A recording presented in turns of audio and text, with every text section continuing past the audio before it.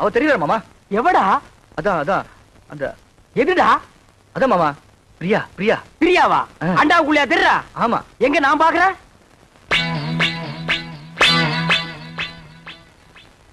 எனக்கு தெரியலையடா. எனக்கு தெரியல. ஒரு நிமிஷம். இப்ப பாரு, தெரிய மாட்டா. இப்பயும் தெரியல மாமா. ஒரு நிமிஷம் பொறுத்துக்கா.